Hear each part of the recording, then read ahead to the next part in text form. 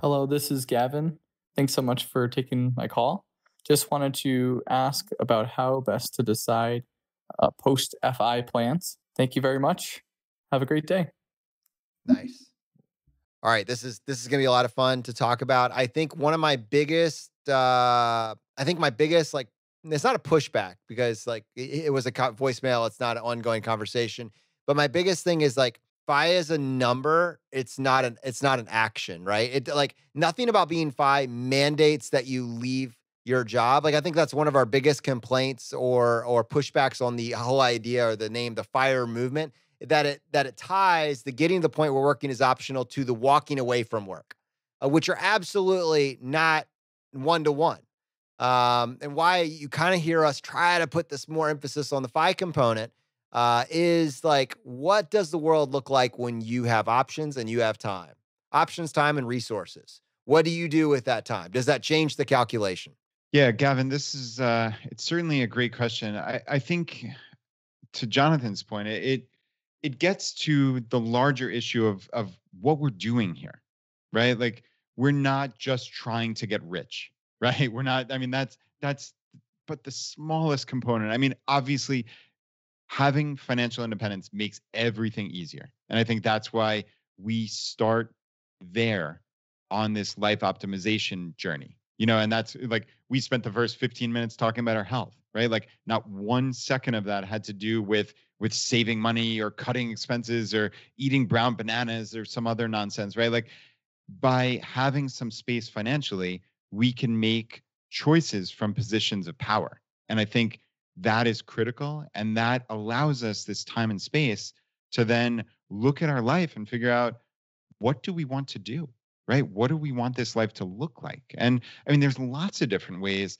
to really kind of sit back and just be introspective and figure out like, hey, what do I think I want to do with my life? Like what makes me happy? What do I find joy from? Right? Like Jonathan, this reminds me of the exercise that Scott Rickens did with his wife Taylor, way back when they were talking about, the movie Playing with Fire, right? It's hey, what are the 10 things that makes you the happiest?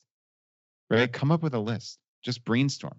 And they may cost money, they may not. It's largely irrelevant.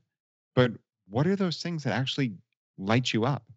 And how do you how do you then also test things that you theoretically would like to try? Right? Like you hear these stories of, hey, I want to sail around the globe. Okay. That sounds great. But like, have you ever sailed across the lake that you visited, right? Like, have you ever, I don't know, went down the intracoastal waterway or something like for 100 miles? Like, there are ways to test these things. And I think that's kind of something that I like to do is small scale testing without making wholesale life choices. So I think that's kind of a cool thing is when you have the luxury of time, you can figure out what what do you want? What do you want to do? What does life look like? And it might be fundamentally different than you expected. It reminds me of Brandon the Mad Scientist thought he was going to travel 365 days a year with his wife Jill. And they decided that after doing that for a while, that was not at all what they were interested in. And I think it's cool to be able to make these pivots. So yeah, I mean, Gavin, I guess my short answer to your question would be you get to explore and you get to think about this all along the path to FI. But please, please, please, whatever you do, don't just rush eyes closed to that moment when you're FI, when that 25 times expenses hits the Excel sheet and think that life is going to be wonderful. I mean, you need to really think about this because the money in the grand scheme of things, the money is the easy part. It's trying to find out what lights you up. That's the hard part. And the whole idea of waiting till what are you gonna do after you reach FI? It puts a gap there. You're just dreaming of doing it versus like maybe you could just be doing it. And to give you a couple examples of that, um, I think the thought experiment is great. So that would be the first start. Just going with Gavin's question, go through that thought experiment, and then say, what's keeping me from doing a version of that like right now? And the person that strikes me that is really embodying this more than anyone that I know in the entire fight community right now just from like matching up their net worth to how much they're flexing their freedom, is my brother.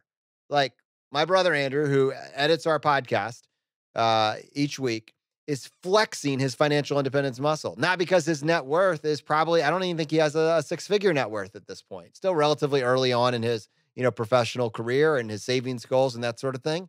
But the dude has figured out what he wants his life to look like. And then he's figured out how to structure what pays the bills and what allows him to save money in a way that allows him to flex that freedom, which is why this year he reached out to people in our community, the ChooseFI community, not like, hey, I'm Jonathan's brother, can I do this? But just literally, Andrew went in the Facebook group and said, hey, I'm very interested in learning homesteading. Does anybody have a homestead that, I could come and, room and board and I could just work on your homestead and learn the skill.